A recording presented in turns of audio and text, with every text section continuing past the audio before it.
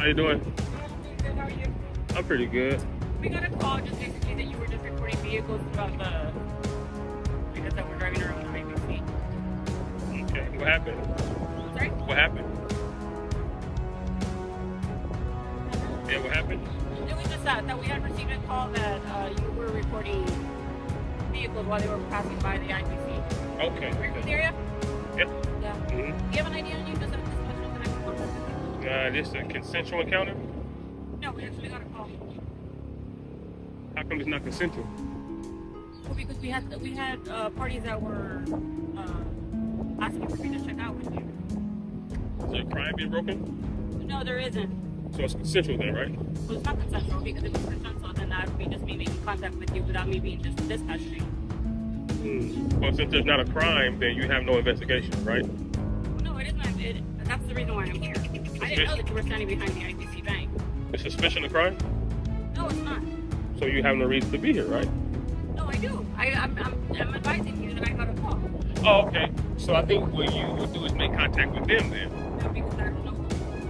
Oh. So you just got an anonymous call. Yeah. Just this. Okay. Well, I don't really give ID. But you're required to right now because obviously I got a call. It's not a consensual encounter. I'm only required to give ID. I believe it's 3802 penal code. I'm only required to give ID if I'm lawfully arrested. I'm not lawfully arrested. Well, no. That's obviously if you're arrested, then yes. Right. Obviously you're required to give your information. But what I'm trying to make you understand is Buckle up, guys. Today we're going to break down a routine encounter that quickly shifts into a constitutional debate. What starts as a simple greeting between officers and a citizen escalates when a call about recording vehicles triggers suspicion. The key tension builds around whether this is consensual contact or detention. The citizen immediately challenges authority, questioning the legality of an ID demand despite no crime being reported, setting the tone for a legal clash. didn't drive by here and just say, hey, okay, let me check out this guy. That's not what happened. Okay, so I didn't know that you were out here. You're right. Okay?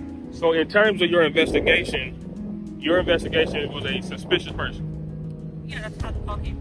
And obviously you're not doing anything wrong. I mean, I can see that you're just standing here with your phone. Mhm. I mean, I'm not. You know what I mean? So and why you're not would- in any trouble. I mean, I wouldn't know that. If I surrender my Fourth Amendment, I could be wanted. Then I'd be surrender Fourth Amendment, then I could be in trouble. I'm just saying, in hypothetical scenarios, we watch cops all the time, right? It still comes on TV. When someone surrenders their Fourth Amendment, such as their ID, you guys run that through NCIS, and then you go, or ASIS, you're right, and you run their system, their information is look for warrants. So now they surrendered their Fourth Amendment, then they're subject to arrest. Okay, so do you understand the reason why you're here? Yeah, I totally understand that, but that would be like in a whole different circumstance, right? This isn't a traffic stop or anything like that. It's Right. not a casual encounter. Mhm. You can just provide me information. We did get a call that you were out here recording vehicles. Again, you're not committing any crime. Mhm. The only thing is that I got dispatched here. Okay. No rings. You're not married? No. Why not? Don't need to be? Oh, wow. Whew. You don't mind? I'll be out of your hair. It's kind of hot out here. You can continue. It's a good shade. Look at this shade tree. Yeah, unfortunately, I cannot assist you with your investigation. That's not my job. I'm not going to do that. So even identifying me will be assisting you with your investigation. Well, the thing is that I don't know it. I don't know you personally. Not supposed to. I'm a private citizen. Yeah, of course. So Right. what I'm saying is I got dispatched here. Well, you got to So know. it's not a consensual encounter, right? You do have to identify, is what I'm saying. I don't have to identify. Because it isn't a. How long you been an officer? A few years. For you? Few years. I got a question. This is hypothetical speaking. This is not, I'm not insinuating that this is a hypothetical conversation. When officers encounter a member of the public, and a member of the public explains to them their right. Okay. I can hear you. I can Oh. multitask. Okay. Name? How's it going? Officer Mungia, Badge number? 746. 746. All right, guys. The situation now moves deeper into legal confrontation as both sides start interpreting authority differently. The officer insists dispatch creates authority, while the citizen argues that no crime means no detention and no ID requirement exists without reasonable suspicion. This is where a contradiction appears. Officer admits no crime exists, but still relies on procedural authority to justify ID demand. That tension raises a bigger question. Can a call alone justify forcing ID? Okay, just like a hypothetical question. I'm not insinuating nothing, but when officers encounter a member of the public and the member of the public state their rights or penal code, why do officers never think that they're police? Is it because there's a code of conduct that if you're a police, you wouldn't do this? If you're a police, you wouldn't be out here with a camera doing what you're doing. Is that like an internal thought process? Wow. So no one. So when I rewind this and play this, you're saying I gave an incomplete sentence? That's not what I'm saying, sir. Well, then why don't you know what I'm talking about? So right now we're obviously you're going off topic, right? I'm supposed to, because you have no reason to be here. I do. I just explained that to you. We got a phone call, right? Is there somebody concerned? That's all it is, right? And now you're here. And now I'm here. So it's not a consensual encounter, like I mentioned. I just didn't drive by here and decide to talk to you. You did. I actually got up. It's a little too loud for us to just go by and talk to you. We just came into shift anyway, so. Well, the reason I say you did is because no one gave you a citation of a law being broken or a policy being broken. Therefore, for you to drive past and observe, you observe the suspicious person, which is me. You see no crime. He was given no crime. And you observe the suspicious person, which is me. And since you observed the suspicious person, Yeah, I got you. No, like hey, y'all body cameras rolling? yeah. Okay. Like she just finished explaining to you, we just got a call, right? You know, so whenever we get a call, you know, you're matching the description, we just, you know, come say what's up, right? Make sure you're good, you know what I mean? But listen, I want to have a lower level conversation real quick.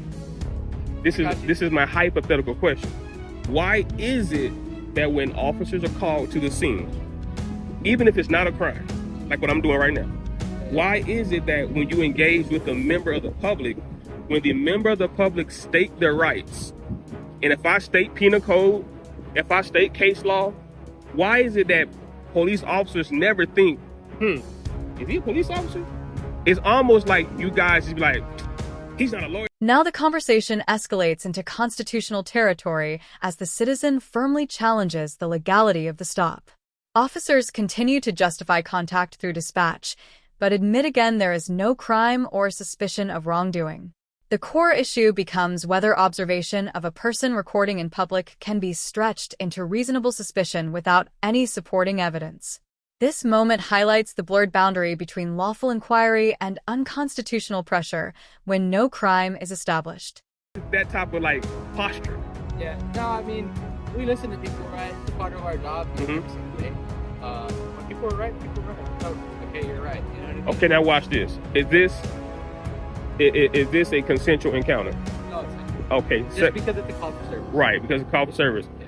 But when it's a call for service, you guys are here to enforce the law. Not necessarily. Then what else do you enforce? So like reasonable suspicion, right? What's reasonable? Reasonable? That's articulable reason Which is what a suspicion. reasonable person would believe. You know what I mean? Is that a penal code reason? It's in the penal code. It says articulable suspicion that a crime is being committed or about to be committed. I don't know the definition textbook off my head, right? But reasonable suspicion, probable cause, they're all different levels. Right. But like I said, call for service, usually just reasonable suspicion. You know what I mean? It's not probable cause, right? Like, it's Right. Probable cause. So that's what probable cause me to ID. But that's not what she's saying. We're still here because she's saying I have to ID. Oh, right. No. Yeah, she's officer in charge. Yeah. But you still have a duty to correct any erroneous mistakes. So right, so I don't see any mistakes on here.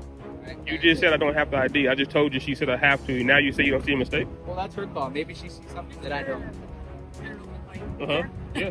How you doing? You're gonna be good if we leave. Yeah. Look, like I mentioned before, you're not committing a crime, right? And you're obviously aware of that, right? Right. You obviously got concerned citizens. You're recording, right? But no, So- you're nice. But my thing is this. When a member of the public engages with law enforcement, we should be able to give our understanding also in such a way to you guys shouldn't be in a hurry to leave. Because if there was a real investigation, if I was breaking the law, you guys would take your time to detail a police report, what they call them, witness it, you guys would take your time to get a full report. Yeah, sometimes our hands are limited, right? Like I mentioned earlier, with concerned citizens, we don't have any information to go based on. I know that, but I'm saying, like, since you don't have that, We don't, and so that's the call came out. I'm matching your description. You're obviously holding a camera, right? Recording, so that's all we have. That's all we have to work on. So that's why I'm making contact with you right now. But for future reference, I just want you to know that that is not enough to ID someone. The situation shifts as multiple officers enter and conflicting interpretations of law enforcement authority emerge. One officer attempts to explain reasonable suspicion standards while another fails to clearly define the legal threshold for ID demands. The lack of a unified explanation exposes internal inconsistency in how constitutional requirements are understood on scene. Pressure builds as citizen presses for clarity on ID legality. The disagreement now becomes visible and harder to reconcile in real time. Updated, no.